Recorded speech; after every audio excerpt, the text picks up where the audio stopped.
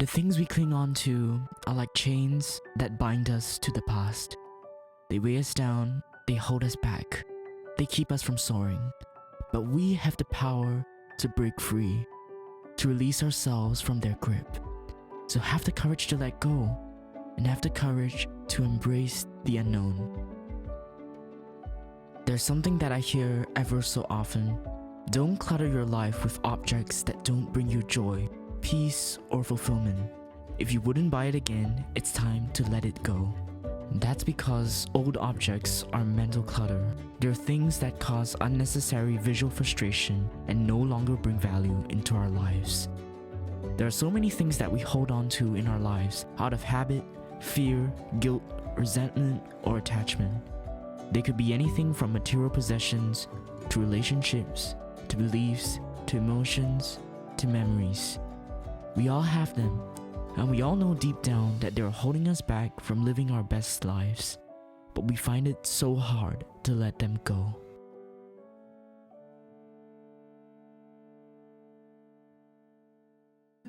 Growing up, we tend to cling to our expectations of how our lives should turn out.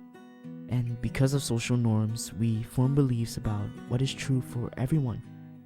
When we miss these expectations, many of us will feel like we haven't reached our fullest potential in life. But actually, maybe we have.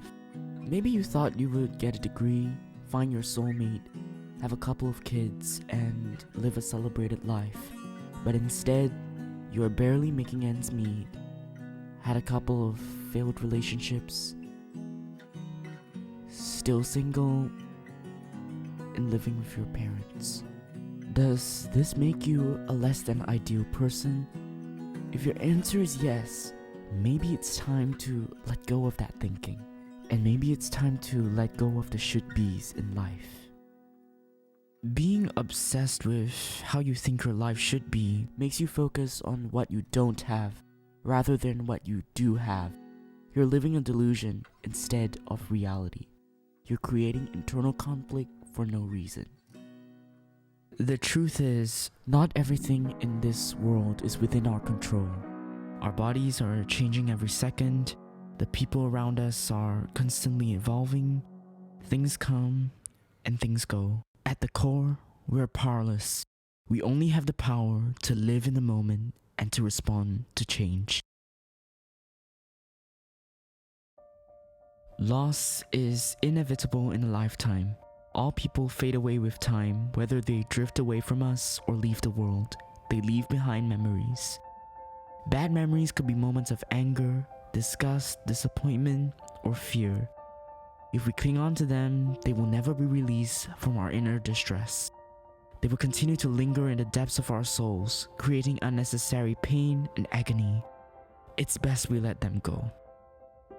While good memories can make us feel happy and contented that we had such great times with a certain person, it also serves as a constant reminder of that person. It makes us feel the pain of their absence. Sadly, sometimes we face many conflicts in our lives that make us feel like we have a huge hole that can't be filled. Maybe it's facing discrimination, or losing a loved one suddenly or violently. These kinds of memories hurt us deeply. But the human spirit can get through almost anything. Letting go of memories doesn't mean forgetting them. It means learning to accept the way it is, without resentment, sadness, or any emotions attached. When we learn to let go of all the memories, we allow ourselves to grow from the experiences.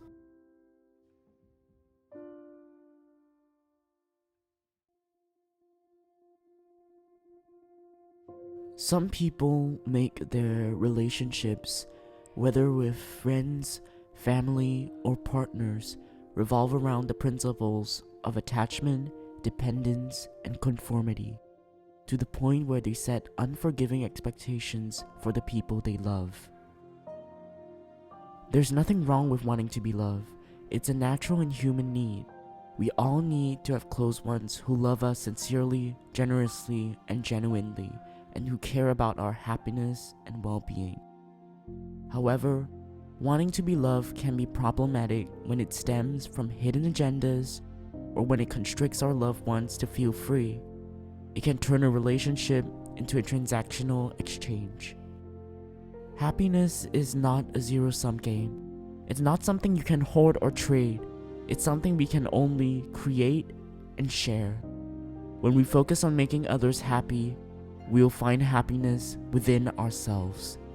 But if we focus solely on the happiness we get out of the relationship, we will never be satisfied because we will always want more. Our sole purpose should be to ensure that someone feels loved, free, and that's all that matters. It's okay to hope for shared happiness, but never set hard expectations and not let go. Relationships, regardless of shape or form, are about being generous, compassionate, and understanding. They are about accepting the other person for who they are, not what they can do for us. When we stop setting hard expectations in relationships, we free ourselves from disappointment and resentment. We allow ourselves to enjoy the relationship for what it is and not for what it should be. We become happier and more fulfilled. Reciprocation becomes a hope, not a want. By seeing it as a bonus, we can live more fulfilling and harmonious lives.